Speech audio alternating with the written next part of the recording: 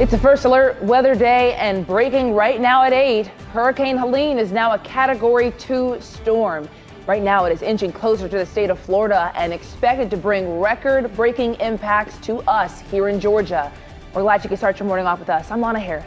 And I'm Rick Fulbaum. And right now, Atlanta News First teams are spread out all over the metro and Florida, too. We want to get you ready for this and some brand new information just coming out. Let's check in first with First Alert meteorologist Ella Dorsey. The pressure of this storm system is falling, and that is what causes the winds to climb.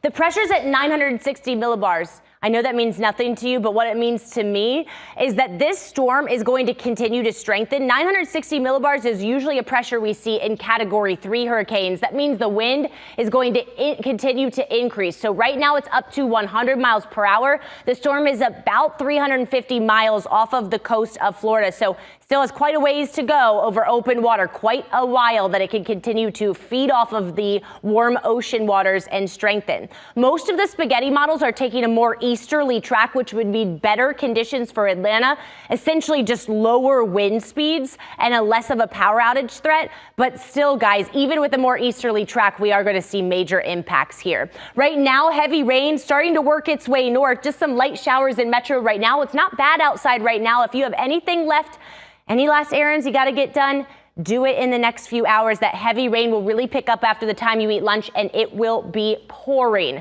through the afternoon. By far the greatest threat in the coming 24 hours will be for flash flooding. We've already gotten 3.5 inches of rain. We're looking at an additional 5 to 7 inches of rain, okay? With this new update in from the National Hurricane Center, we are getting a lot of new information. I want to bring in First Alert meteorologist Courtney Jacobazi with some updates on what the new information means for us here.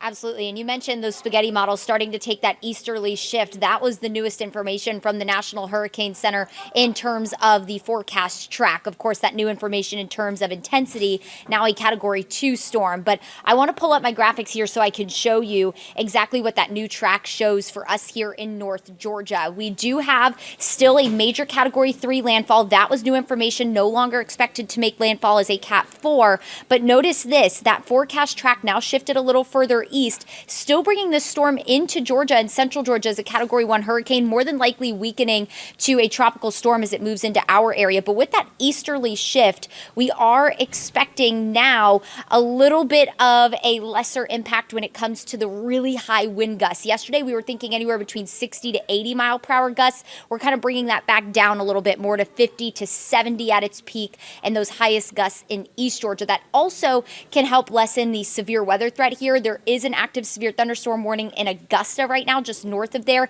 and that's where we think most of the severe weather will set up is east. And the National Weather Service also thinking about a 60% chance we'll see a severe thunderstorm watch within the next few hours. We'll update you if that does happen and impact our area.